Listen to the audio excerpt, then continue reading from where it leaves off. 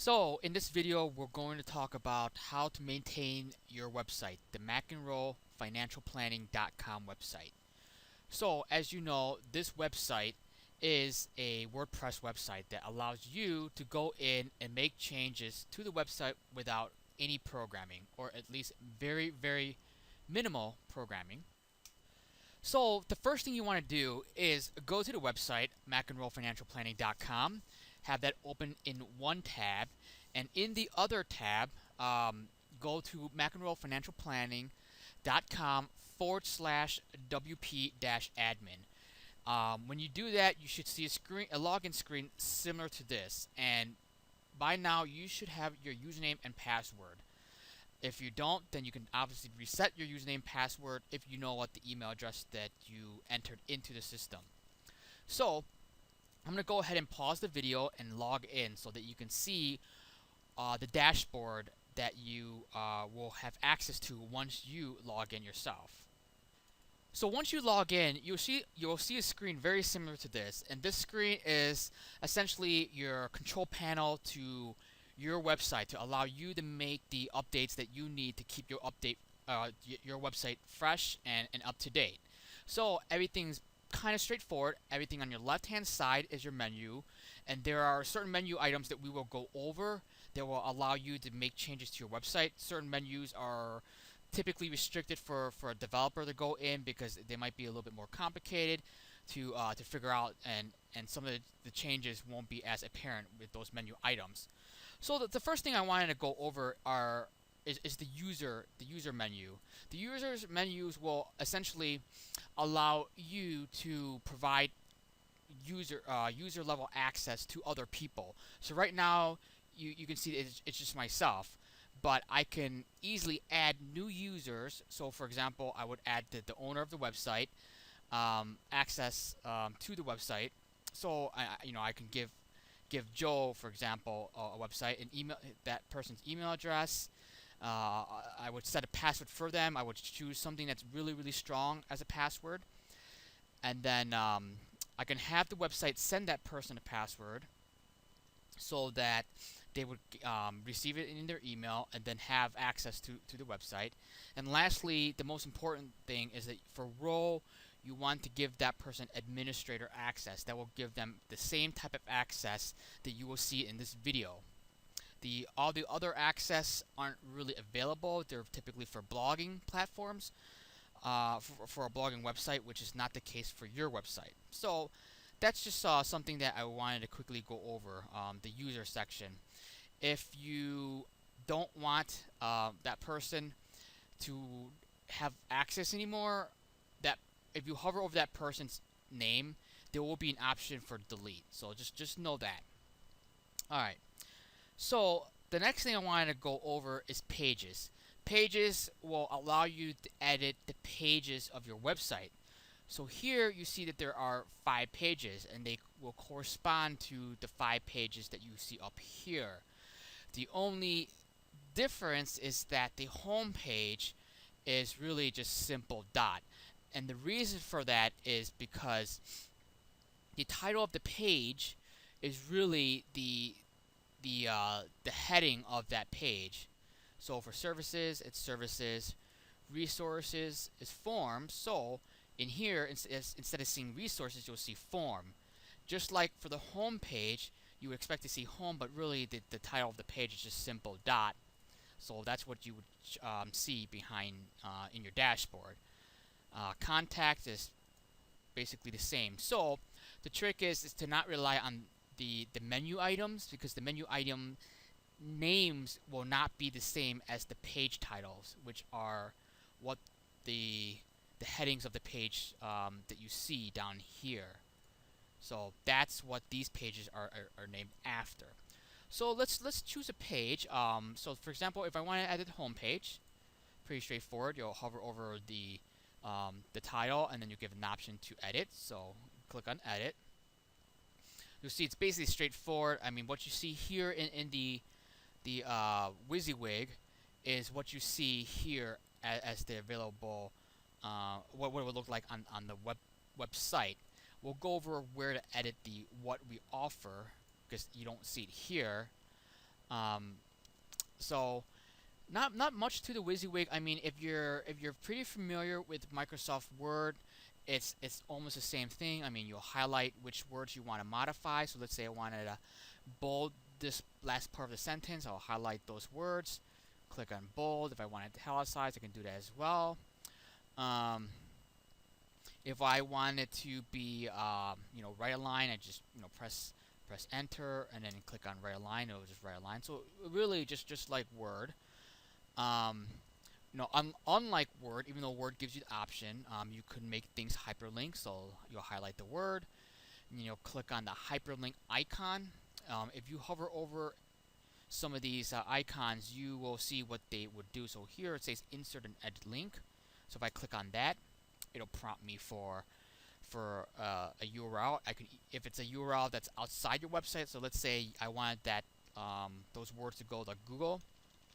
I'll just type in the Google address. I can give it the option so that if somebody clicks on that link, it opens up a new tab. Or I can choose an internal page. So let's say I want that to go to the contact page. I'll just select contact. It automatically fills in the URL. Click on add link. And you can see that now it's a little bit purple, indicating that's a hyperlink. Images. Just put your cursor where you want the image to be. So let's say I want the image to be somewhere around here. I would so the cursor's there, and I would go to add media. And if I wanted to have an image that is already on the site, I could just click on any of these images. Some of these images are part of the slider, which we'll go over a little bit later in the video.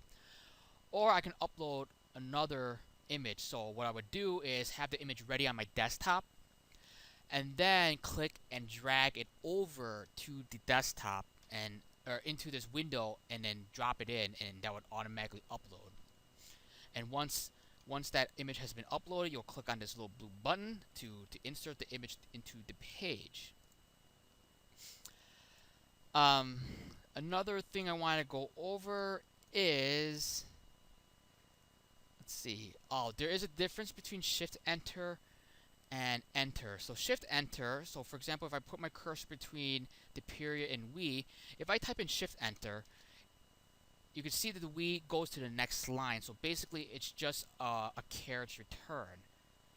If I press Enter, that's a paragraph break, where it's a carriage return and another carriage return. So essentially, it'll do two carriage return instead of one. So again, Shift Enter is just one carriage return, while an Enter is two carriage returns. Just something to be aware of when you're running into spacing issues. So that's basically pretty much straightforward. Once you're happy with your changes, you'll click on the blue button on the right hand side, update, and that will make your changes live onto the website. Colors are same thing. Highlight the word, and then you would click on this one, text color, and you would choose the color that makes the most sense, and so forth. So I will not click on updates because I don't want that page to be live on the site, but I want to go over another page that will be a little bit more complicated. So let's go to the service page, because there's a lot of things that's going on. We got huge paragraphs. We also have some double columns like this, but we also have double columns that are a little bit wider. So a lot of things going on. So because your page is responsive, and what that means is that this one website could look different on multiple devices.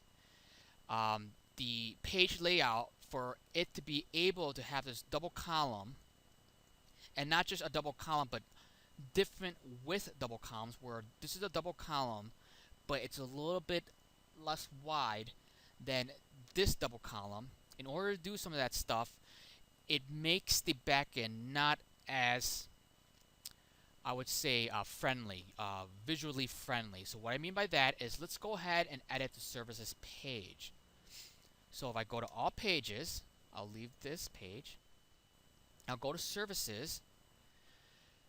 You'll see within your content, you would expect that the second column to be on the right hand side, But that doesn't necessarily is the case here in the WYSIWYG. You'll see that there's certain code um, in between some of these columns. This one says 333, 33310, while over here it says 555 or 551010. You don't really need to understand that. What you just need to know is that don't mess with these little short codes is what the technical term is.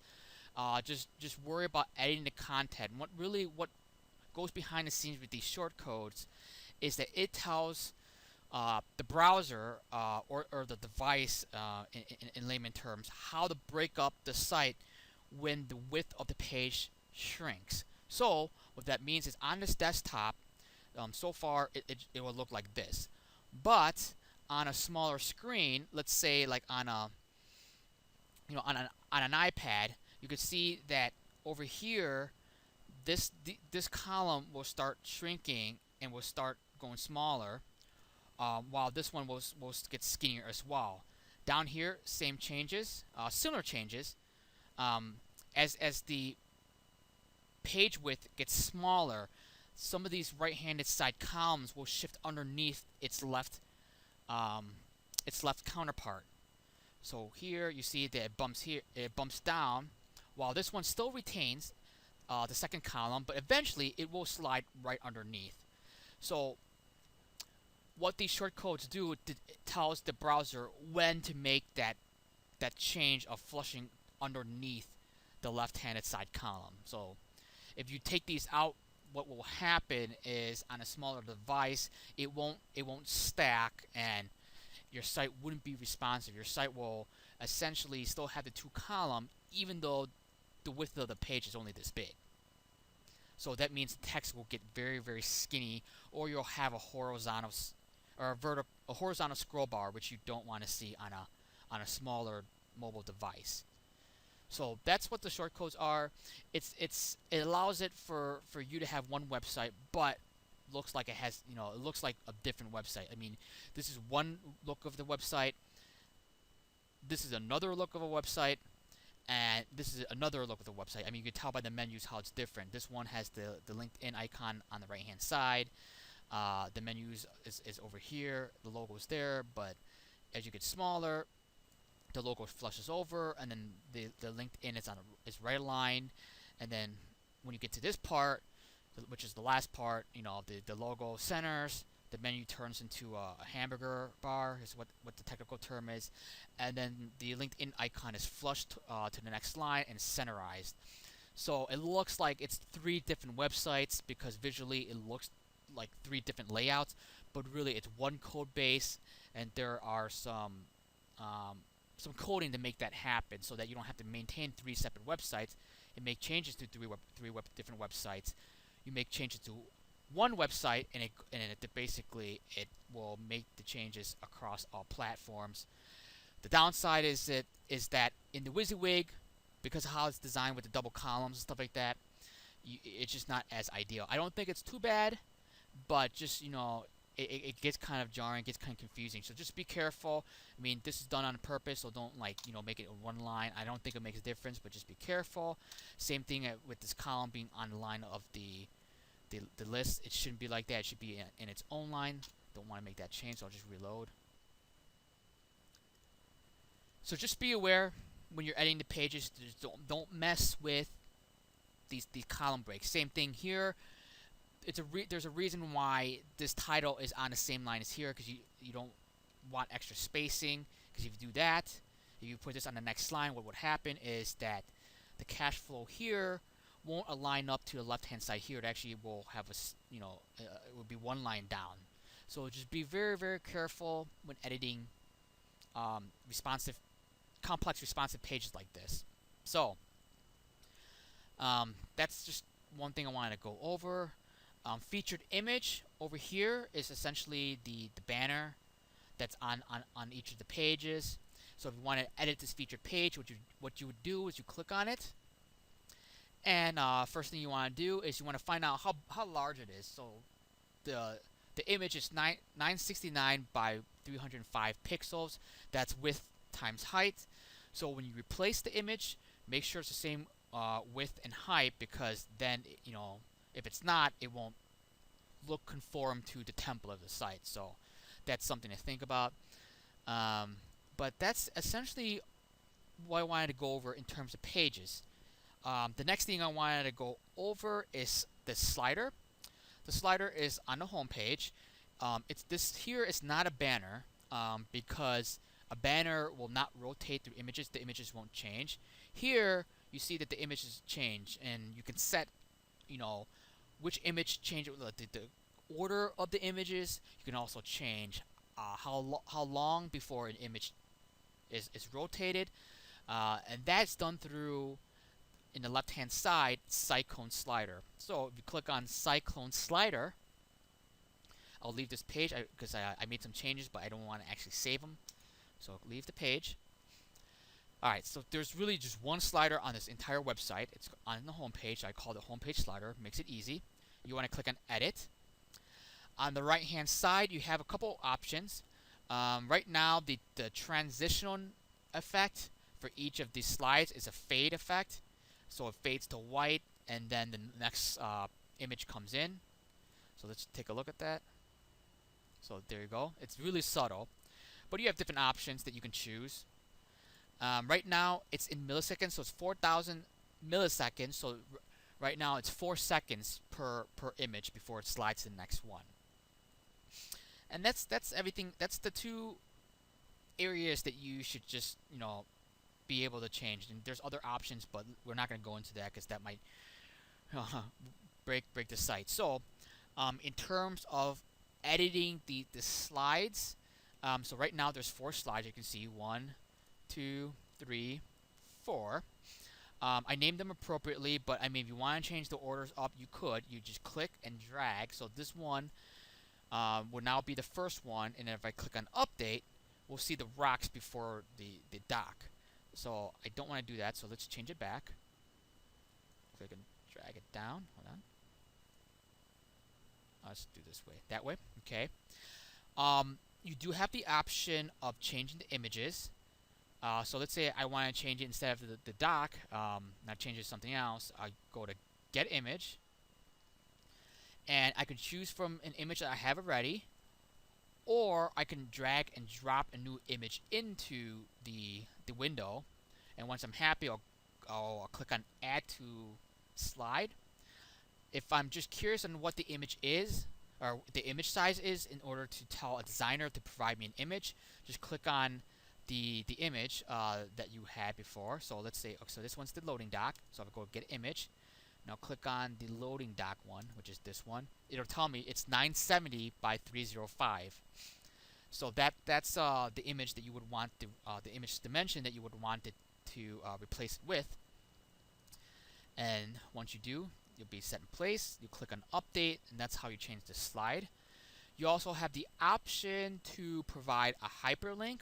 So if you wanted this to be a slide where if you click on it and it goes to a certain page, then you would just provide the hyperlink in this box under link URL, and then you click on Update.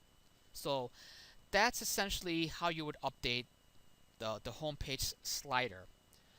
So now on your website, there are 2 specific sidebars. One is on the home page, which is this section here, what we offer. And on the About, you have this portrait right here on the left-hand side. That's a sidebar item. This here would be the page. You would go to Page, and you go to About to edit this part here. On the home page, you would go to Simple, period, to edit the content here. But to edit the sidebars for these 2 pages, you would go to Content Areas. So I'm going to click on Content Areas, and you can see that we have 2. We have Patrick McEnroe, and then we have What We Offer. So let's say we want to edit the What We Offer. We'll click on Edit, and we can see that essentially it's the same. What you see here is kind of what you see on the home page, except the spacing, the color of text is a little bit different. The title of the content area, What We Offer, is updated here, and that's essentially it. And then you make your changes, you click on Update, and that would update this part here. The other one, the the Patrick McEnroe, little bit different. So let's go to the about page. So what we have is we have an image, Mr. McEnroe's name and his title, and that corresponds to the image here. So if let's say this image got updated, click on the image, find out what the size is. It's 258 by 305. Make sure the new image is the same dimension, and you can drag and drop it into the window, and then set as featured image. Click on update, and you're good. Change if you want to change the name, that's in the title. This part's the title here, and the position is essentially the main area here, the content, the WYSIWYG, and that's how you would edit the sidebar here. So lastly, it's very important that after a lot of changes and maybe perhaps every month or so, to make a backup of your website. Bluehost, HostGator, GoDaddy, whichever your hosting is, does do backups, and if your site ever gets hacked or ever goes down, you can always call them and they can bring back your website. But for peace of mind, it's nice to have your website safe and stored on your computer in the event that for some reason your hosting cannot bring back your website. So in order to create a backup, which will back up all the files on your website as well as the database, all the data, you would click on Complete Backup, which will then run a process to basically grab all the files, grab all the data, and zip it up into one big file. Once that's done, you would go to Backup again, and then or actually once it's done, so since it's a small site, it won't take that long, so I'll run this again. You'll see a little blue button that says download your site. So what you do is you'll just click on that blue button and then it'll just download your site. So right here I will download the backup. It's 26.93 megabytes, very small right now, but as you expand, as you create more content or add more pictures and make changes, that could go large. It can get larger, but still it's still small, so the backup should be relatively quick, like you see here. And you'll click on download backup, and essentially you'll have your own copy of your website on your personal computer. So it's just more of a plan B thing, where you have a backup on this with your hosting, but you also have a backup on your computer. So that's something that's highly recommended. So that's essentially it. That's all. That's everything I wanted to go over in terms of how to make updates to your website. Thanks.